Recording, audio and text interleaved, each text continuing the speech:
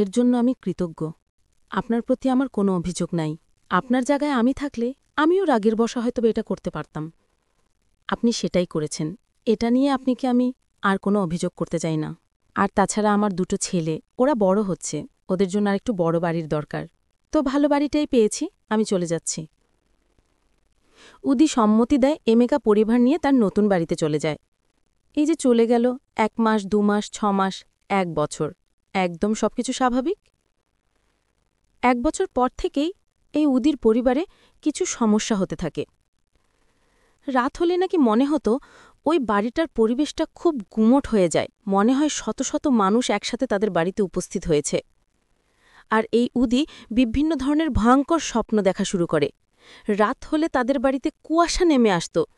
কি গরমকাল কি শীতকাল, কুয়াশা নেমে আসত, এমনকি ঘন কুয়াশা, 2 হাত দূরের জিনিস দেখা যায় না। কিন্তু তখন গরম, গ্রীষ্মকাল। আরও একটা ব্যাপার হতো, সেটা হচ্ছে মনে হতো সারা বাড়িতে কেউ আগুন জ্বালিয়ে রাখছে, বাড়িতে প্রচণ্ড গরম অনুভূত হতো। এক রাতে উদি ঘর থেকে বের হয়ে যখন মাটিতে পা দিয়েছে, তখন তার কাছে মনে হচ্ছিল সে আগুনের উপরে পা দিয়েছে। তার পায়ে ফোসকাও পড়ে যায়। আর তার চতুর্দিকে মনে হচ্ছে অনেক মানুষ, কিন্তু তাদেরকে দেখছে না। এরপর উদি এক তান্ত্রিকের কাছে যায়। তান্ত্রিক বলে, এইসব তোমার মানসিক সমস্যার কারণে হচ্ছে, তোমার উপর কোনো কালো জাদু এগুলো কিচ্ছু নাই। উদি বলে, আরে কালো জাদু নাই, এটা কিভাবে সম্ভব? মানসিক সমস্যা মানে? মানসিক সমস্যা হলে কি আমার পায়ে ফোসকা পড়ে যাবে নাকি? আর বাড়িতে কুয়াশা কেন? এটা কি আমি একাই দেখি, নাকি আমার বাড়ির অন্য সদস্যরাও তো দেখে? আমার মা হয় মানসিক সমস্যা, ওদের কি হইছে? উদি তান্ত্রিক বলে যে না, কিছু না, আমি তো কোনো কিছুই পাই না। আমার জিনেরা তো কোনো তথ্যই দিতে পারলো না, বললো যে তোমার কোনো সমস্যা নেই। তারপরও যেহেতু বলতেছো, ঠিক আছে, দেখি 7-8 দিন পরে আসো, দেখি আমি কোনো তথ্য দিতে পারি কিনা। তো উদি 7-8 দিন পরে আবারও যায়।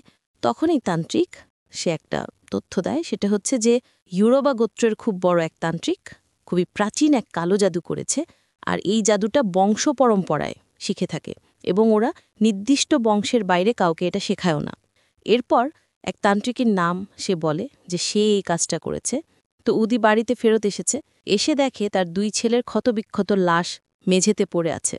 তার স্ত্রীদের খুঁজল, তার তো 2 জন স্ত্রী, তারাও অজ্ঞান অবস্থায় পড়ে আছে। তাদের যখন জ্ঞান ফেরানো হয়, তারা বলে যে এই 2 ভাই বিকেলবেলা বাড়িতে বসে বসে গল্প করছিল। সন্ধ্যার পর হঠাৎ করেই তারা কথা কাটাকাটি শুরু করে। এরপর দুজনই একে অপরকে ধারালো অস্ত্র দিয়ে আঘাত করে এবং একে অন্যের আঘাতেই মারা যায়। দুজনই মারা যায়। উদিত কান্না করতে থাকে এবং বলে, এ আমার পাপের শাস্তি। এরপর থেকে শুরু হয় নতুন সমস্যা। প্রতি রাতেই দেখা যায় উদি তার 2 ছেলের মারামারির শব্দ শুনত। এটা শুনে যখন বাইরে বের হতো, তখন দেখত তার 2 ছেলে মারামারি করছে আর উদিকে ডাকছে, হাতের ইশারায় ডাকছে, তাদের সাথে মারামারি করার জন্য আহ্বান করছে। আবার ঘুমালে সে স্বপ্ন দেখত তার এই 2 ছেলে খুবই বিভৎস চেহারা নিয়ে তার দিকে তাকিয়ে আছে আর হাসছে, আর বলছে, আয় আমাদের সাথে চলে আয়, অনেক ধন সম্পদ পাবি, আয় আমাদের সাথে চলে আয়। আর মাঝে মাঝে স্বপ্নের মধ্যেও সে নিজেকে নিজেই আঘাত করত। ঘুম থেকে উঠে দেখত তার শরীরে বিভিন্ন অংশ কেটে রক্ত পড়ছে। কিছুদিন পর উদি সেই ইউরোবা গোত্রের তান্ত্রিকের কাছে যায়, গিয়ে তান্ত্রিককে সবকিছু খুলে বলে। তান্ত্রিক সব শুনে বলে যে এই জাদু আমার গোত্রের কেউ একজনের মাধ্যমে করা হয়েছে, এটা সত্য, তবে সেটা আমি করি নাই। তোমাকে যে তথ্যটা দিছে, এই তথ্যটা পুরোপুরি ঠিক না, তবে এতটুকু ঠিক যে আমাদের গোত্রেরই কেউ এটা করেছে। তিনি কিছুটা সময় নিয়ে তার কাছে থাকা পিছাজ গোত্রের এক জিনের মাধ্যমে জানতে পারেন এই জাদুটা আয়লালা জাদু। আর এই আয়লালা জাদুটা করা হয়েছে উদির পরিবারের উপরে। আর উদি করেছিল হচ্ছে অন্য ধরনের জাদু, শিগিদি জাদু। আর এই আয়লালা জাদুটা, এটা অন্যান্য জাদু থেকে আলাদা। এই জাদু সাধারণত মানুষতান্ত্রিক এবং জিনতান্ত্রিকের চুক্তিতে করা হয়। এই জাদুর একটা বিশেষত্ব রয়েছে, যার উপর করা হবে সে আত্মহত্যা করবেই। আর কিছু মায়াজাল সৃষ্টি হয়ে থাকে তার চতুর্দিকে, সে একটা ঘরের মধ্যে থাকে। এমনকি এই জাদুটা কিভাবে করা হয়েছে, কোন জিনের মাধ্যমে করা হয়েছে, এটা কোনোভাবেই নাকি বের করা যায় না। অর্থাৎ যেই মানুষতান্ত্রিক যেই জিনকে দিয়ে কাজ করায়, সেই জিনের পরিচয়ও সেই মানুষতান্ত্রিক জানতে পারে না। এমন এক ধরনের জাদু এই আয়লালা জাদু। উদি যখন তান্ত্রিকের কাছে সমাধান চায়, তখন তান্ত্রিক জানান যে আপনি দ্রুত আপনার বাড়ি থেকে চলে যান। আমার জিনেরা আমাকে শুধু এতটুকুই বলেছে যে আপনার এই বাড়িতে কালো জাদু করা হয়েছে, এই বাড়িতে থাকাটা আপনার জন্য মোটেও নিরাপদ না। আর এই জাদুর কিছু প্রক্রিয়া রয়েছে, যার উপরেই জাদু করা হবে, যিনি করবেন তিনি আশেপাশেই থাকবেন। অর্থাৎ যার উপর করা হবে তার আশেপাশে থেকেই জাদুটা করতে হবে। তখন উদি বুঝতে পারে অ্যামেকা প্রতিশোধ নেবার জন্য এই কাজটি করেছে, কেননা সে তার বাড়িতে ছিল। তার যে নতুন বাড়ি, সেই বাড়িটা নির্মাণ কাজে সে শ্রমিক হিসাবে শ্রম দিয়েছে, তখন বিভিন্ন জাদুর উপকরণ এই বাড়িতে সে পুঁতে ফেলেছে যখন বাড়িটা তৈরি করা হয়। এরপর উদি অ্যামেকাকে খোঁজার অনেক চেষ্টা করে, কিন্তু তার কোনো খোঁজ পায় নাই। এক পর্যায়ে অ্যামেকার শ্বশুরবাড়িতে খোঁজ নিলে জানা যায় যে অ্যামেকা কোনো এক রাত্রে সবার কাছে মাফ চেয়ে কোথায় যেন চলে যায়, কেউ জানে না। সে নাকি যাওয়ার সময় অনেকগুলো টাকা তার স্ত্রীকে দিয়েছিল এবং বলেছিল যে আমাকে খোঁজার চেষ্টা করো না। কয়েকদিনের মাথায় তার লাশ পাওয়া যায় জঙ্গলের কাছে। তার লাশ দেখে মনে হচ্ছিল কেউ ভেতর থেকে সব কিছু নিয়ে গেছে, শুধু চামড়া ছাড়া। হাড়গোড় কিছুই নাই, মাথার চামড়া অক্ষত, কিন্তু ভেতর থেকে কোনো হাড় নাই, খুলি নাই, কিচ্ছু নাই, চামড়ায় একটা দাগও নাই। ঠিক যেমন একটা ফুটবল যদি চুপসে যায়, একটা টিউব যদি চুপসে যায় কেমন হয়, ওই রকম। একটা বেলুন যদি চুপসে যায় কেমন হয়, ওই রকম। এটা হয়েছিল অ্যামেকার সাথে। এদিকে উদি তান্ত্রিকের কাছে অনেক অনুরোধ করার পরেও কোনো সমাধান করতে না পেরে বাড়িতে চলে আসে। এই বাড়িতে তো সমস্যা চলছেই। তার ছোট স্ত্রী হঠাৎ করে অসুস্থ হয়ে পড়ে। তখন উদি ডাক্তারের কাছে নিয়ে গেলে ডাক্তার বলে যে তার স্ত্রী গর্ভবতী। এটা শুনে উদি অবাক হয়ে যায়। তিনি বলেন, এটা কিভাবে সম্ভব? তিনি তো নিঃসন্তান। ডাক্তার বলেছিলেন তার কখনোই সন্তানাদি হবে না। 4 থেকে 5 মাস পর অপরিণত এক সন্তানের জন্ম দেন তার স্ত্রী। অদ্ভুত ব্যাপার হচ্ছে, এই বাচ্চার 1 হাত 1 পা, মাথার একটা অংশ, মানে একটা মানুষের বডির স্রেফ অর্ধেকটা যদি আমরা চিন্তা করি ওই রকম। এই বাচ্চা জন্মের সময় কিন্তু উদির ছোট স্ত্রী মারা যায়। বাচ্চার জন্মের ঘণ্টাখানেক পর বাচ্চাটাও মারা যায়। উদি আবার সেই তান্ত্রিকের কাছে যান। তান্ত্রিক জানান যে আপনাকে আগেই বলেছিলাম এই বাড়ি থেকে চলে যেতে, আপনি কেন যান নাই? আমি আমার জিনের মাধ্যমে যতটুকু খবর নিয়েছি, তারা আপনার এই স্ত্রীর উপরে এমন কিছু জাদুর কথা আমাকে বলেছে, সেটা হচ্ছে যে নাস প্রজাতির জিন চালান করা হয়েছে আপনার স্ত্রীর উপরে। আর এই যে সন্তানটা, এই সন্তানটা হচ্ছে সেই জিনেরই সন্তান। কারণ নাস প্রজাতির জিনেরা 1 হাত 1 পা বিশিষ্ট হয়ে থাকে, ঠিক মানুষের অর্ধেক অংশ এমনটা হয়ে থাকে। আর এই ধরনের জাদুগুলোর বিরুদ্ধে আমাদের কোনো তান্ত্রিকে কিছু করতে পারে না। আপনার স্ত্রীর এই বিষয়টা যে বলতে পেরেছি, এটাই অনেক বেশি। কিছু করার তো কোনো ক্ষমতাই নেই। আর আরও একটা ব্যাপার হচ্ছে, যে ব্যক্তি এই জাদু করেছে সে নিজেকে বলি দেওয়ার মাধ্যমে অনেকগুলো জিনের সাথে যুক্তি করেছে। আপনি দ্রুত এই বাড়ি থেকে চলে যান। আর আপনি যেখানেই যান না কেন, আপনার বাড়িটা যেন নদীর ওই পারে হয়। অর্থাৎ নদীর এপারে তো আপনার বাড়ি, নদীর ওই পারে চলে যেতে হবে, এই পারে যেন না হয়। তাহলেই হয়তোবা আপনি কোনো সমাধান পেলেও পেতে পারেন। আর জিনগুলো এতটাই ভয়ঙ্কর, তারা এমন এক মায়াজাল সৃষ্টি করে রাখে, এই মায়াজাল ভেদ করা অন্য কোনো জিনের পক্ষ সম্ভব নয়। উদিত বাড়িতে চলে আসে, সব কিছু গোছগাছ করবে, সব কিছু চেঞ্জ করে চলে যাবে বললেই তো আর হয় না। নতুন করে বাড়ি তৈরি করেছে, এখন সব কিছু গুটিয়ে চলে যাবে। কয়েকদিনের মধ্যে আর কি, কয়েকদিনের মাথায় এই উদির ভাইয়ের মৃতদেহ তার ঘরেই পাওয়া যায়। তবে তার দেহটা অক্ষত থাকলেও তার জিহবাটা অস্বাভাবিকভাবে অনেকটাই বাইরে চলে এসেছিল। কয়েকদিনের মাথায় উদি এবং তার স্ত্রী বাড়ি ছেড়ে চলে যায়। উদির খোঁজ আর কেউই পায়নি। উদির বাড়িটা পরিত্যক্ত অবস্থাতেই পড়েছিল। 2014 কি 15 সালের দিকে হঠাৎ একদিন উদির বাড়িটা আপনা-আপনি ধপাস করে ভেঙে একদম মাটির সাথে মিশে যায়। বর্তমানে তার সম্পদের বেশিরভাগই সরকারের নামে রেজিস্ট্রি হয়ে গিয়েছে। আর ওই বাড়ির জায়গাটা এখনও নাকি পরিত্যক্ত অবস্থাতেই রয়েছে। নাইজেরিয়ান ভাষায় জিনকে আজি বলা হয়। স্থানীয় লোকেরা এখনও নাকি উদির বাড়িটাকে আজি বা জিনের বাড়ি বলেই ডেকে থাকে। এখনও নাকি উদির বাড়ির আশেপাশে রাতের বেলা মনে হয় অসংখ্য মানুষের সমাগম রয়েছে। অনেকেই নাকি ওখানে গিয়ে ভয়ও পেয়েছে। আর এই সমস্যাটা এখনও চলমান রয়েছে। এটাই ছিল ঘটনা। প্রিয় লিসেনার্স, ঘটনাটি শোনার পর আমার কাছে একটা বিষয় মনে হয়েছে যে মানুষ কোনো কিছু পাওয়ার জন্য কত নিচেই না নামতে পারে। অ্যামেকার পুরো পরিবারটাকে শেষ করে দিয়েছে। অ্যামেকা রাগে দুঃখে ক্ষোভে বাধ্য হয়েই সে আরও ভয়ঙ্কর কালো জাদুর আশ্রয় নিয়েছে। এভাবে কালো জাদু একে অপরের উপর করার ফলে সবাই তো শেষ হয়ে গেল, কারোর জন্যই ভালো কিছু বয়ে আনলো না।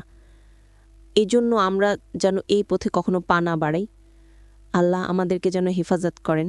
আল্লাহ আমাদেরকে বোঝার তৌফিক দান করেন। প্রিয় লিসেনার্স, চলুন চলে যাব আমাদের এবারের হরর নাইটের 89তম আয়োজনের দ্বিতীয় এবং শেষ ঘটনায়। ফিরে এলাম প্রিয় লিসেনার্স আমাদের এবারের হরর নাইটের 89তম আয়োজনের দ্বিতীয় এবং শেষ ঘটনায়। শুরুতে আমরা বলেছিলাম যে জোসেফ প্যাট্রিক উনি 2টি ঘটনা দিয়েছেন, তার মধ্যে একটি ঘটনা তার ভাতিজার সাথে ঘটে যাওয়া, সেই ঘটনাটি এখন শেয়ার করব। তো জোসেফ প্যাট্রিকের বড় ভাইয়ের ছেলের নাম ছিল এরিক। এরিকের 2 বোন ছিল, অন্য কোনো ভাই ছিল না। সেই অর্থে এরিক তার পিতামাতার একমাত্র পুত্র সন্তান। 2018 সালে জোসেফ প্যাট্রিক এরিককে দুবাই নিয়ে এসেছিলেন একটা কোম্পানির ইলেকট্রিশিয়ান হিসাবে। বেতন ভালোই ছিল, বছরে একবার 28 দিনের ছুটিতে সম্পূর্ণ কোম্পানির খরচে বাড়িতে যেত। আর্থিকভাবে মোটামুটি ভালোই অবস্থান তৈরি হয়ে গিয়েছিল ছেলেটার। 2020 সালে সে ছুটিতে বাড়িতে যাওয়ার পর তার মা বাবা তাকে বিয়ের জন্য চাপ দিতে শুরু করে। তখন সে বলে, মাত্র 28 দিনের জন্য এসেছি, এখন কিভাবে বিয়ে করব। আসি পরের বছর, তখন বিয়ে করব। তোমরা এর ভিতরে মেয়ে পছন্দ করে রাখো। সে তার ছুটি কাটিয়ে আবার চলে আসে দুবাইতে। দুবাইতে চলে আসার কিছুদিন পর থেকেই সে অসুস্থ, শুধু ভয় পায়। তার রুমমেটরা বলে সে রাতে ঘুমের মধ্যে চিৎকার দিয়ে ওঠে, কান্না করে। সে বলে একটা মেয়ে বিয়ের সাজে এসে তাকে বিয়ের জন্য নাকি জোরাজুরি করে। সে মানা করে দিলে কয়েকজন কালো এবং লম্বা ভয়ঙ্কর অবয়ব তাকে এসে মারধর করে, বিয়ের জন্য জোর করে। এর মধ্যে তার অবস্থা এমন হয়ে যায় যে সে রাতে ঘুমাতেই পারে না। ঘুমালে একটি স্বপ্ন দেখে, আর স্বপ্নের মধ্যে চিৎকার চেঁচামেচি করে। এতে রুমের অন্য মানুষদেরও কিন্তু অসুবিধা হয়, কারণ ওখানে, বিশেষ করে দুবাইয়ের কথা বলছি, একটা রুমের মধ্যে অনেক মানুষ থাকে। সেখানে বিছানা, যেগুলো নিচতলা, 2তলা, 3তলা, 4তলা এরকম কিন্তু বিছানা রয়েছে। আপনারা যারা এই ধরনের বিছানা দেখেছেন তারা বুঝতে পারবেন যে দুবাইতে মানুষ কিভাবে অল্প জায়গার মধ্যে অনেকগুলো মানুষ বসবাস করে। তেরকম করে চিৎকার চেঁচামেচি করলে তো অন্য লোকের ঘুম হবে না। দিনে দিনে সমস্যা বাড়ছে।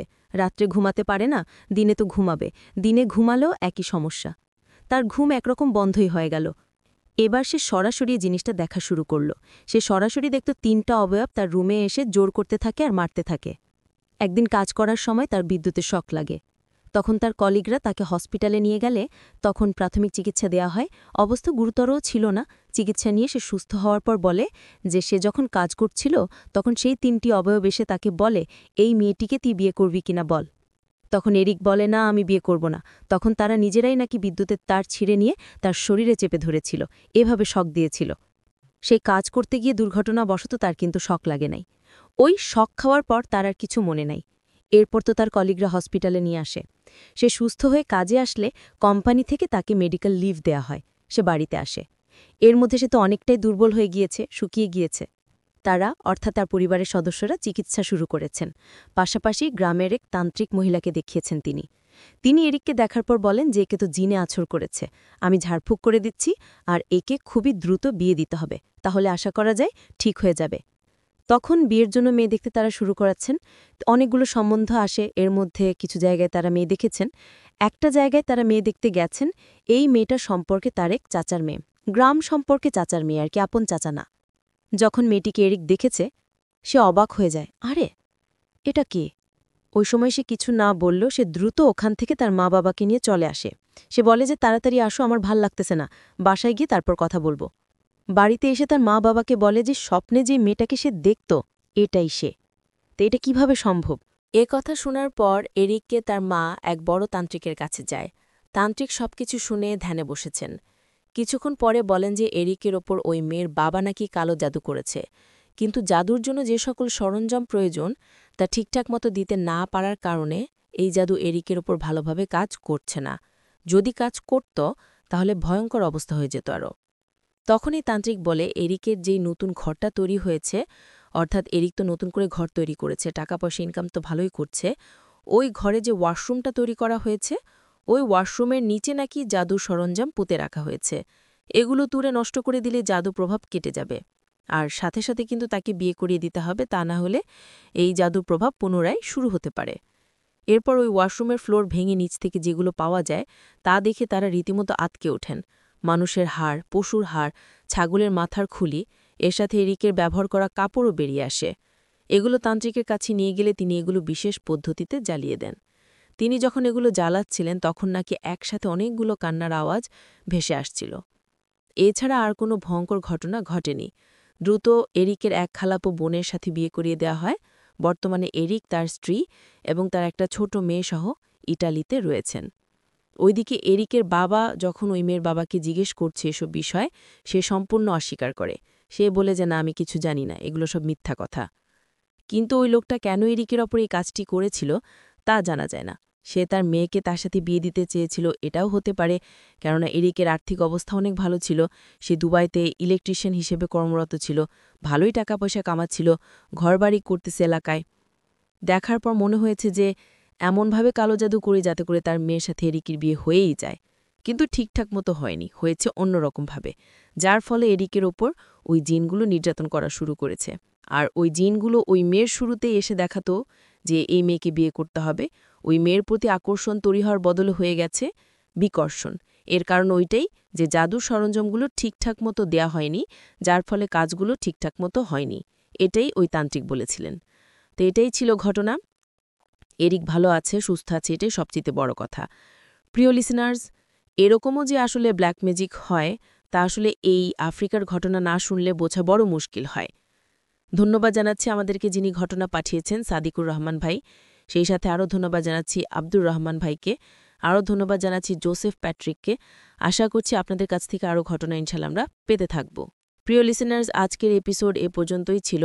ঘটনাগুলো কেমন লাগলো তা জানিয়ে ভিডিওর কমেন্ট সেকশনে কমেন্ট করতে পারেন। এছাড়া আমাদের ফেসবুক পেজ আর গ্রুপ তো রয়েছে আপনার ধরওয়ার্ল্ড নামে, সেখানে গিয়ে আপনারা আপনাদের মতামত জানাতে পারেন।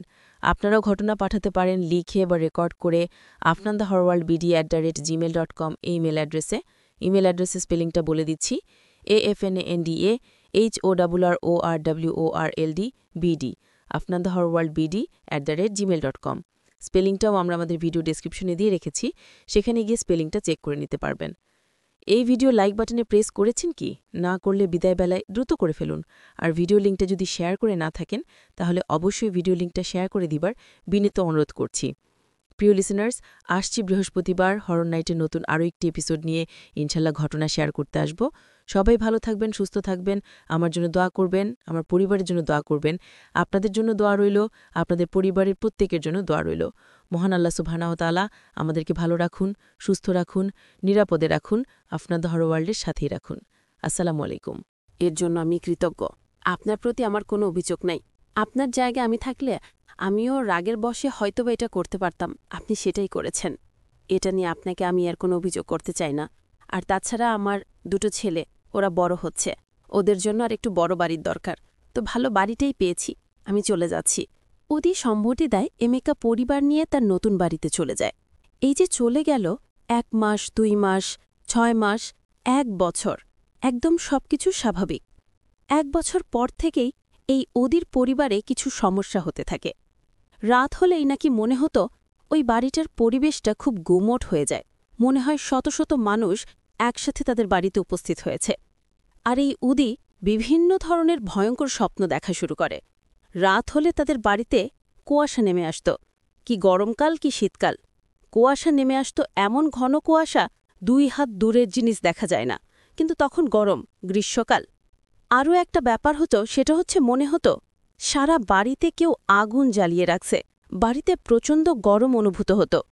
এক রাতে উদি ঘর থেকে বের হয়ে যখন মাটিতে পা দিয়েছে, তখন তার কাছে মনে হচ্ছিল সে আগুনের উপরে পা দিয়েছে, তার পায়ে ফোসকাও পড়ে যায়। আর তার চতুর্দিকে মনে হচ্ছে অনেক মানুষ, কিন্তু তাদেরকে দেখছে না। এরপর উদি এক তান্ত্রিকের কাছে যায়। তান্ত্রিক বলে এইসব তোমার মানসিক সমস্যার কারণে হচ্ছে, তোমার উপর কোনো কালো জাদু এগুলো কিছু নাই। উদি বলে, আরে কালো জাদু নাই, এতে কিভাবে সম্ভব? মানসিক সমস্যা মানে? মানসিক সমস্যা হলে কি আমার পায়ে ফোসকা পড়ে যাবে নাকি? আর বাড়িতে কুয়াশা কেন? এটা কি আমি একাই দেখি, নাকি আমার বাড়ির অন্য সদস্যরাও তো দেখে? আমার না হয় মানসিক সমস্যা, ওদের কি হইছে? তান্ত্রিক বলে যে না, কিছু না, আমি তো কোনো কিছু পাই না। আমার জিনেরা তো কোনো তুচ্ছই দিতে পারল না, বলল যে তোমার কোনো সমস্যা নাই। তারপরও যেহেতু বলতো, ঠিক আছে দেখি 7-8 দিন পরে আসো, দেখি আমি কোনো তুচ্ছ দিতে পারি কিনা। তো উদি 7-8 দিন পরে আবারও যায়। তখন এই তান্ত্রিক সে একটা তথ্য দেয়, সেটা হচ্ছে যে ইউরোপা গোত্রের খুব বড় এক তান্ত্রিক খুবই প্রাচীন এক কালো জাদু করেছে। আর এই জাদুটা বংশ পরম্পরায় শিখে থাকে এবং ওরা নির্দিষ্ট বংশের বাইরে কাউকে এটা শেখায়ও না। এরপর এক তান্ত্রিকের নাম সে বলে যে সে এই কাজটা করেছে। তৌদি বাড়িতে ফেরত এসেছে, এসে দেখে তার 2 ছেলের ক্ষতবিক্ষত লাশ মেঝেতে পড়ে আছে। তার স্ত্রীদের খুঁজল, তার তো 2 জন স্ত্রী, তারও অজ্ঞান অবস্থায় পড়ে আছে। তাদের যখন জ্ঞান ফেরানো হয় তারা বলে যে এই 2 ভাই বিকেলবেলা বাড়িতে বসে বসে গল্প করছিল। সন্ধ্যার পর হঠাৎ করেই তারা কথা কাটাকাটি শুরু করে। এরপর দুজনই একে অপরকে ধারালো অস্ত্র দিয়ে আঘাত করে এবং একে অন্যের আঘাতেই মারা যায়, দুজনই মারা যায়। উদিত কান্না করতে থাকে এবং বলে এই আমার পাপের শাস্তি। এরপর থেকে শুরু হয় নতুন সমস্যা। প্রতি রাতেই দেখা যায় উদি তার 2 ছেলের মারামারির শব্দ শুনত। এটা শুনে যখন বাইরে বের হতো তখন দেখত তার 2 ছেলে মারামারি করছে আর উদিকে ডাকছে, হাতের ইশারায় ডাকছে, তাদের সাথে মারামারি করার জন্য আহ্বান করছে। আবার ঘুমালে সে স্বপ্ন দেখত তার এই 2 ছেলে খুবই বিভৎস চেহারা নিয়ে তার দিকে তাকিয়ে আছে আর হাসছে আর বলছে আয় আমাদের সাথে চলে আয়, অনেক ধন সম্পদ পাবি, আয় আমাদের সাথে চলে আয়। আর মাঝে মাঝে স্বপ্নের মধ্যেও সে নিজেকে নিজেই আঘাত করত। ঘুম থেকে উঠে দেখত তার শরীরে বিভিন্ন অংশ কেটে রক্ত পড়ছে। কিছুদিন পর উদি সেই ইউরোবা গোত্রের তান্ত্রিকের কাছে যায়, গিয়ে তান্ত্রিককে সবকিছু খুলে বলে। তান্ত্রিক সব শুনে বলে যে এই জাদু আমার গোত্রের কেউ একজনের মাধ্যমে করা হয়েছে, এটা সত্য, তবে সেটা আমিই করি নাই। তোমাকে যে তথ্যটা দিছে এই তথ্যটা পুরোপুরি ঠিক না, তবে এতটুকু ঠিক যে আমাদের গোত্রেরই কেউ এটা করেছে। তিনি কিছুটা সময় নিয়ে তার কাছে থাকা পিশাচ গোত্রের এক জিনের মাধ্যমে জানতে পারেন এই জাদুটা আয়লালা জাদু। আর আয়লালা জাদুটা করা হয়েছে উদির পরিবারের উপরে। আর উদি করেছিল হচ্ছে অন্য ধরনের জাদু, শিগিদি জাদু। আর এই আয়লালা জাদুটা এটা অন্যান্য জাদু থেকে আলাদা। এই জাদু সাধারণত মানুষতান্ত্রিক এবং জিনতান্ত্রিকের চুক্তিতে করা হয়। এই জাদুর একটা বিশেষত্ব রয়েছে, যার উপর করা হবে সে আত্মহত্যা করবেই। আর কিছু মায়াজাল সৃষ্টি হয়ে থাকে তার চতুর্দিকে, সে একটা ঘোরের মধ্যে থাকে। এমনকি এই জাদুটা কিভাবে করা হয়েছে, কোন জিনের মাধ্যমে করা হয়েছে, এটা কোনোভাবেই নাকি বের করা যায় না। অর্থাৎ যেই মানুষতান্ত্রিক যেই জিনকে দিয়ে কাজ করায় সেই জিনের পরিচয়ও সেই মানুষতান্ত্রিক জানতে পারে না। এমন এক ধরনের জাদু এই আয়লালা জাদু। উদি যখন তান্ত্রিকের কাছে সমাধান চায় তখন তান্ত্রিক জানান যে আপনি দ্রুত আপনার বাড়ি থেকে চলে যান। আমার জিনেরা আমাকে শুধু এতটুকুই বলেছে যে আপনার বাড়িতে কালো জাদু করা হয়েছে, এই বাড়িতে থাকাটা আপনার জন্য মোটেও নিরাপদ না। আর এই জাদুর কিছু প্রক্রিয়া রয়েছে, যার উপরেই জাদু করা হবে যিনি করবেন তিনি আশেপাশেই থাকবেন। অর্থাৎ যার উপর করা হবে তার আশেপাশে থেকে জাদুটা করতে হবে। তখন উদি বুঝতে পারে এমেকা প্রতিশোধ নেবার জন্য এই কাজটি করেছে। কেননা সে তার বাড়িতে থেকেছিল, তার যে নতুন বাড়ি সে বাড়িটা নির্মাণ কাজে সে শ্রমিক হিসেবে শ্রম দিয়েছে। তখন বিভিন্ন জাদুর উপকরণ এই বাড়িতে সে পুঁতে ফেলেছে যখন বাড়িটা তৈরি করা হয়। এরপর উদি এমেকাকে খোঁজার অনেক চেষ্টা করে, কিন্তু তার কোনো খোঁজ পায় নাই। এক পর্যায়ে এমেকা শ্বশুরবাড়িতে খোঁজ নিলে জানা যায় যে এমেকা কোনো এক রাত্রে সবার কাছে মাফ চেয়ে কোথায় যেন চলে যায়, কেউ জানে না। সে নাকি যাবার সময় অনেকগুলো টাকা তার স্ত্রীকে দিয়েছিল এবং বলেছিল যে আমাকে খোঁজার চেষ্টা করো না। কয়েকদিনের মাথায় তার লাশ পাওয়া যায় জঙ্গলের কাছে। তার লাশ দেখে মনে হচ্ছিল কেউ ভেতর থেকে সব কিছু নিয়ে গেছে, শুধু চামড়া ছাড়া, হাড় গোড় কিচ্ছু নাই। মাথার চামড়া অক্ষত, কিন্তু ভেতর থেকে কোনো হাড় নাই, খুলি নাই, কিচ্ছু নাই। চামড়ায় একটা দাগও নাই। ঠিক যেমন একটা ফুটবল যদি চুপসে যায়, একটা টিউব যদি চুপসে যায় কেমন হয় ওই রকম, একটা বেলুন যদি চুপসে যায় কেমন হয় ওই রকম। এটা হয়েছিল এমেকার সাথে। এদিকে উদি তান্ত্রিকের কাছে অনেক অনুরোধ করার পরও কোনো সমাধান করতে না পেরে বাড়িতে চলে আসে। এই বাড়িতে তো সমস্যা চলছেই। তার ছোট স্ত্রী হঠাৎ করে অসুস্থ হয়ে পড়ে। তখন উদি ডাক্তারের কাছে নিয়ে গেলে ডাক্তার বলে যে তার স্ত্রী গর্ভবতী। এটা শুনে উদি অবাক হয়ে যান। তিনি বলেন এটা কিভাবে সম্ভব, তিনি তো নিঃসন্তান। ডাক্তার বলেছিলেন তার কখনোই সন্তানাদি হবে না। 4 থেকে 5 মাস পর অপরিণত এক সন্তানের জন্ম দেন তার স্ত্রী। অদ্ভুত ব্যাপার হচ্ছে এই বাচ্চার 1 হাত 1 পা মাথার একটা অংশ, মানে একটা মানুষের বডির স্রেফ অর্ধেকটা যদি আমরা চিন্তা করি ওই রকম। এই বাচ্চা জন্মের সময় কিন্তু উদির ছোট স্ত্রী মারা যায়। বাচ্চার জন্মের ঘণ্টাখানেক পর বাচ্চাটাও মারা যায়। উদি আবার সেই তান্ত্রিকের কাছে যান।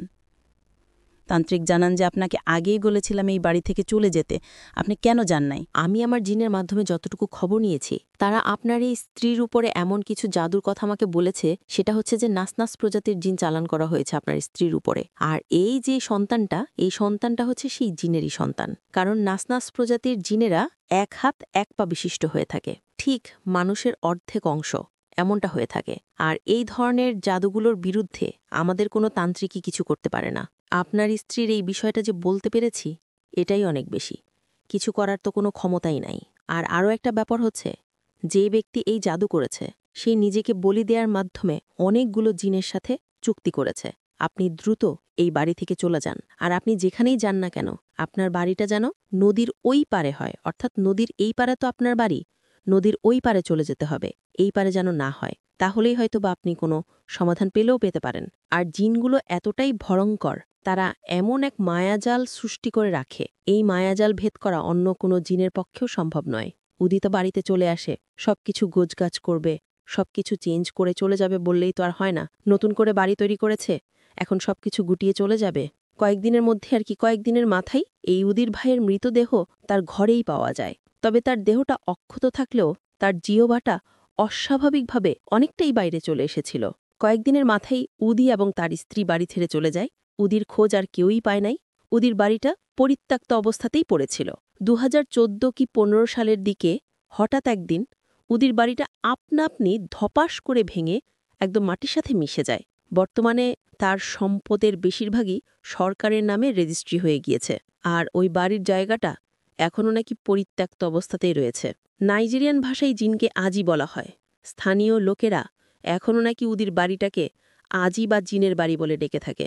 এখনও নাকি উদির বাড়ির আশেপাশে রাতের বেলা মনে হয় অসংখ্য মানুষের সমাগম রয়েছে। অনেকেই নাকি ওখানে কি ভয়ও পেয়েছে। আর এই সমস্যাটা এখনও চলমান রয়েছে। এটাই ছিল ঘটনা। প্রিয় লিসেনার্স, ঘটনাটি শোনার পর আমার কাছে একটা বিষয় মনে হয়েছে যে মানুষ কোনো কিছু পাওয়ার জন্য কত নিচেই না নামতে পারে। এমেকার পুরো পরিবারটাকে শেষ করে দিয়েছে। এমেকার রাগে, দুঃখে, ক্ষোভে বাধ্য হয়েই সে আরও ভয়ঙ্কর কালো জাদুর আশ্রয় নিয়েছে। এভাবে কালো জাদু একে অপরের উপর করার ফলে সবাই তো শেষ হয়ে গেল, কারোর জন্যই ভালো কিছু বয়ে আনলো না। এজন্য আমরা যেন এই পথে কখনো পা না বাড়াই। আল্লাহ আমাদেরকে যেন হেফাজত করেন, আল্লাহ আমাদেরকে বুঝার তৌফিক দান করেন। প্রিয় লিসেনার্স, চলুন চলে যাব আমাদের এবারের হরর নাইটের 89তম আয়োজনের দ্বিতীয় এবং শেষ ঘটনায়। ফিরে এলাম প্রিয় লিসেনার্স আমাদের এবারের হরর নাইটের 89তম আয়োজনের দ্বিতীয় এবং শেষ ঘটনায়। শুরুতে আমরা বলেছিলাম যে জোসেফ প্যাট্রিক উনি দুটি ঘটনা দিয়েছেন, তার মধ্যে একটি ঘটনা তার ভাতিজার সাথে ঘটে যাওয়া, সেই ঘটনাটি এখন শেয়ার করব। তো জোসেফ প্যাট্রিকের বড় ভাইয়ের ছেলের নাম ছিল এরিক। এরিকের 2 বোন ছিল, অন্য কোনো ভাই ছিল না। সেই অর্থে এরিক তার পিতামাতার একমাত্র পুত্র সন্তান। 2018 সালে জোসেফ প্যাট্রিক এরিককে দুবাই নিয়ে এসেছিলেন একটা কোম্পানির ইলেকট্রিশিয়ান হিসেবে। বেতন ভালোই ছিল। বছরে একবার 28 দিনের ছুটিতে সম্পূর্ণ কোম্পানির খরচে বাড়িতে যেত। আর্থিকভাবে মোটামুটি ভালোই অবস্থান তৈরি হয়ে গিয়েছিল ছেলেটার। 2020 সালে সে ছুটিতে বাড়িতে যাওয়ার পর তার মা বাবা তাকে বিয়ের জন্য চাপ দিতে শুরু করে। তখন সে বলে, মাত্র 28 দিনের জন্য এসেছি, এখন কিভাবে বিয়ে করব। আসি, পরের বছর তখন বিয়ে করব। তোমরা এর ভিতরে মেয়ে পছন্দ করে রাখো। সে তার ছুটি কাটিয়ে আবার চলে আসে দুবাইতে। দুবাইতে চলে আসার কিছুদিন পর থেকেই সে অসুস্থ, শুধু ভয় পায়। তার রুমমেটরা বলে সে রাতে ঘুমের মধ্যে চিৎকার দিয়ে ওঠে, কান্না করে। সে বলে একটা মেয়ে বিয়ের সাজে এসে তাকে বিয়ের জন্য নাকি জুরাজুরি করে। সে মানা করে দিলে কয়েকজন কালো এবং লম্বা ভয়ঙ্কর অবয়ব তাকে এসে মারধর করে, বিয়ের জন্য জোর করে। এর মধ্যে তার অবস্থা এমন হয়ে যায় যে সে রাতে ঘুমাতেই পারে না। ঘুমালে একই স্বপ্ন দেখে, আর স্বপ্নের মধ্যে চিৎকার চেঁচামেচি করে। এতে রুমের অন্য মানুষদেরও কিন্তু অসুবিধা হয়, কারণ ওখানে, বিশেষ করে দুবাইয়ের কথা বলছি, একটা রুমের মধ্যে অনেক মানুষ থাকে। সেখানে বিছানা যেগুলো নিচতলা, দোতলা, 3 তলা, 4 তলা এরকম কিন্তু বিছানা রয়েছে। আপনারা যারা এই ধরনের বিছানা দেখেছেন তারা বুঝতে পারবেন যে দুবাইতে মানুষ কিভাবে অল্প জায়গার মধ্যে অনেকগুলো মানুষ বসবাস করে। তো এরকম করে চিৎকার চেঁচামেচি করলে তো অন্য লোকের ঘুম হবে না। দিনে দিনে সমস্যা বাড়ছে। রাত্রে ঘুমাতে পারে না, দিনে তো ঘুমাবে। দিনে ঘুমালেও একই সমস্যা।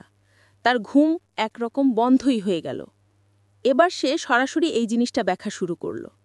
সে সরাসরি দেখত 3টা অবয়ব তার রুমে এসে জোর করতে থাকে আর মারতে থাকে। একদিন কাজ করার সময় তার বিদ্যুতের শক লাগে। তখন তার কলিগরা তাকে হসপিটালে নিয়ে গেলে তখন প্রাথমিক চিকিৎসা দেয়া হয়, অবস্থা গুরুতরও ছিল না। চিকিৎসা নিয়ে সে সুস্থ হওয়ার পর বলে যে সে যখন কাজ করছিল তখন সেই 3টি অবয়ব এসে তাকে বলে, এই মেয়েটিকে তুই বিয়ে করবি কিলো বল। তখন এরিক বলে, না আমি বিয়ে করব না। তখন তারা নিজেরাই নাকি বিদ্যুতের তার ছিঁড়ে নিয়ে তার শরীরে চেপে ধরেছিল, এভাবে শক দিয়েছিল। সে কাজ করতে গিয়ে দুর্ঘটনাবশত তার কিন্তু শক লাগে নাই। ওই শক খাওয়ার পর তার আর কিছু মনে নেই। এরপর তো তার কলিগরা হসপিটালে নিয়ে আসে। সে সুস্থ হয়ে কাজে আসলে কোম্পানি থেকে তাকে মেডিকেল লিভ দেয়া হয়। সে বাড়িতে আসে। এর মধ্যে সে তো অনেকটাই দুর্বল হয়ে গিয়েছে, শুকিয়ে গিয়েছে। তারা অর্থাৎ তার পরিবারের সদস্যরা চিকিৎসা শুরু করেছেন। পাশাপাশি গ্রামের এক তান্ত্রিক মহিলাকে দেখিয়েছেন তিনি এরিককে দেখার পর বলেন যে একে তো জিনে আসর করেছে, আমি ঝাড়ফুঁক করে দিচ্ছি আর একে খুবই দ্রুত বিয়ে দিতে হবে, তাহলে আশা করা যায় ঠিক হয়ে যাবে। তখন বিয়ের জন্য তারা মেয়ে দেখতে শুরু করেছেন। অনেকগুলো সম্বন্ধ আসে। এর মধ্যে কিছু জায়গায় তারা মেয়ে দেখেছেন। একটা জায়গায় তারা মেয়ে দেখতে গেছেন। এই মেয়েটা সম্পর্কে তার এক চাচার মেয়ে, মানে গ্রাম সম্পর্কে চাচার মেয়ে আর কি, আপন চাচা না। যখন মেয়েটিকে এরিক দেখেছে সে অবাক হয়ে যায়, আর এটা কে? ওই সময় সে কিছু না বললেও সে দ্রুত ওখান থেকে তার মা বাবাকে নিয়ে চলে আসে। সে বলে যে তাড়াতাড়ি আসো, আমার ভালো লাগতেছে না, বাসায় গিয়ে তারপর কথা বলবো। বাড়িতে এসে তার মা বাবাকে বলে যে স্বপ্নে যেই মেয়েটাকে সে দেখত এটাই সে। এটা কিভাবে সম্ভব? একথা শোনার পর এরিককে নিয়ে তার মা এক বড় তান্ত্রিকের কাছে যায়। তান্ত্রিক সবকিছু শুনে ধ্যানে বসেছেন। কিছুক্ষণ পরে বলেন যে এরিকের ওপর ওই মেয়ের বাবা নাকি কালো জাদু করেছে, কিন্তু জাদুর জন্য যে সকল সরঞ্জাম প্রয়োজন তা ঠিকঠাক মতো দিতে না পারার কারণে এই জাদু এরিকের ওপর ভালোভাবে কাজ করছে না। যদি কাজ করত তাহলে ভয়ঙ্কর অবস্থা হয়েছে তো আরও। তখন এই তান্ত্রিক বলে, এরিকের যে নতুন ঘরটা তৈরি হয়েছে, অর্থাৎ এরিক তো নতুন করে ঘর তৈরি করেছে, টাকা পয়সা ইনকাম তো ভালোই করছে, ওই ঘরে যে ওয়াশরুমটা তৈরি করা হয়েছে ওই ওয়াশরুমের নিচে নাকি জাদুর সরঞ্জাম পুঁতে রাখা হয়েছে। এগুলো তুলে নষ্ট করে দিলেই জাদুর প্রভাব কেটে যাবে, আর সাথে সাথে কিন্তু তাকে বিয়ে করিয়ে দিতে হবে, তা না হলে এই জাদুর প্রভাব পুনরায় শুরু হতে পারে। এরপর ওই ওয়াশরুমের ফ্লোর ভেঙে নিচ থেকে যেগুলো পাওয়া যায় তা দেখে তারা রীতিমতো আতকে ওঠেন। মানুষের হাড়, পশুর হাড়, ছাগলের মাথার খুলি, এর সাথে এরিকের ব্যবহার করা কাপড়ও বেরিয়ে আসে। এগুলো তান্ত্রিকের কাছে নিয়ে গেলে তিনি এগুলো বিশেষ পদ্ধতিতে জ্বালিয়ে দেন। তিনি যখন এগুলো জ্বালাচ্ছিলেন তখন নাকি একসাথে অনেকগুলো কান্নার আওয়াজ ভেসে আসছিল। এছাড়া আর কোনো ভয়ঙ্কর ঘটনা ঘটেনি। দ্রুত এরিকের এক খালাতো বোনের সাথে বিয়ে করিয়ে দেওয়া হয়। বর্তমানে এরিক, তার স্ত্রী এবং তার একটা ছোট মেয়েসহ ইতালিতে রয়েছেন। ওইদিকে এরিকের বাবা যখন ওই মেয়ের বাবাকে জিজ্ঞেস করছে এসব বিষয়, সে সম্পূর্ণ অস্বীকার করে। সে বলে যে না, আমি কিছু জানি না, এগুলো সব মিথ্যা কথা। কিন্তু ওই লোকটা কেন এরিকের উপর এই কাজটি করেছিল তা জানা যায় না। সে তার মেয়েকে তার সাথে বিয়ে দিতে চেয়েছিল, এটাও হতে পারে, কেননা এরিকের আর্থিক অবস্থা অনেক ভালো ছিল। সে দুবাইতে ইলেকট্রিশিয়ান হিসেবে কর্মরত ছিল, ভালোই টাকা পয়সা কামাচ্ছিল, ঘরবাড়ি করতেছে এলাকায়। দেখার পর মনে হয়েছে যে এমনভাবে কালো জাদু করি যাতে করে তার মেয়ের সাথে এরিকের বিয়ে হয়ে যায়। কিন্তু ঠিকঠাক মতো হয়নি, হয়েছে অন্যরকমভাবে, যার ফলে এরিকের উপর ওই জিনগুলো নির্যাতন করা শুরু করেছে। আর ওই জিনগুলো ওই মেয়ের সুরতে এসে দেখাতো যে এই মেয়েকে বিয়ে করতে হবে। ওই মেয়ের প্রতি আকর্ষণ তৈরি হওয়ার বদলে হয়ে গেছে বিকর্ষণ। এর কারণ ওটাই যে জাদুর সরঞ্জামগুলো ঠিকঠাক মতো দেয়া হয়নি, যার ফলে কাজগুলো ঠিকঠাক মতো হয়নি। এটাই ওই তান্ত্রিক বলেছিলেন। তো এটাই ছিল ঘটনা। এরিক ভালো আছে, সুস্থ আছে, এটাই সবচাইতে বড় কথা। প্রিয় লিসেনার্স, এইরকমও যে আসলে ব্ল্যাক ম্যাজিক হয় তা আসলে এই আফ্রিকার ঘটনা না শুনলে বোঝা বড় মুশকিল হয়। ধন্যবাদ জানাচ্ছি আমাদেরকে যিনি ঘটনা পাঠিয়েছেন, সাদিকুর রহমান ভাই। সেই সাথে আরও ধন্যবাদ জানাচ্ছি আব্দুর রহমান ভাইকে, আরও ধন্যবাদ জানাচ্ছি জোসেফ প্যাট্রিককে। আশা করছি আপনাদের কাছ থেকে আরও ঘটনা ইনশাল্লাহ আমরা পেতে থাকব। প্রিয় লিসেনার্স, আজকের এপিসোড এ পর্যন্তই ছিল। ঘটনাগুলো কেমন লাগলো তা জানিয়ে ভিডিওর কমেন্ট সেকশনে কমেন্ট করতে পারেন। এছাড়া আমাদের ফেসবুক পেজের গ্রুপ তো রয়েছে, Afnan the horror world BD নামে, সেখানে গিয়েও আপনারা আপনাদের মতামত জানাতে পারেন। আপনারাও ঘটনা পাঠাতে পারেন লিখে বা রেকর্ড করে afnandahorrorworldbd@gmail.com এই ইমেল অ্যাড্রেসে। ইমেল অ্যাড্রেসের স্পেলিংটা বলে দিচ্ছি, AFNANDAHORRORWORLDBD afnandahorrorworldbd@gmail.com। স্পেলিংটাও আমরা আমাদের ভিডিওর ডিসক্রিপশনে দিয়ে রেখেছি, সেখানে গিয়েও স্পেলিংটা চেক করে নিতে পারবেন। এই ভিডিওর লাইক বাটনে প্রেস করেছেন কি? না করলে বিদায়বেলায় দ্রুত করে ফেলুন। আর ভিডিওর লিঙ্কটা যদি শেয়ার করে না থাকেন তাহলে ওই ভিডিওর লিঙ্কটাও শেয়ার করে দিবার বিনীত অনুরোধ করছি। প্রিয় লিসনার্স, আসছে বৃহস্পতিবার হরর নাইটের নতুন আরও একটি এপিসোড নিয়ে ইনশাল্লাহ ঘটনা শেয়ার করতে আসব। সবাই ভালো থাকবেন, সুস্থ থাকবেন, আমার জন্য দোয়া করবেন, আমার পরিবারের জন্য দোয়া করবেন, আপনাদের জন্য দোয়া রইল, আপনাদের পরিবারের প্রত্যেকের জন্য দোয়া রইল। মহান আল্লাহ সুবহানাহু ওয়া তাআলা আমাদেরকে ভালো রাখুন, সুস্থ রাখুন, নিরাপদে রাখুন, আপনাদের হরর ওয়ার্ল্ডের সাথেই রাখুন। আসসালামু আলাইকুম।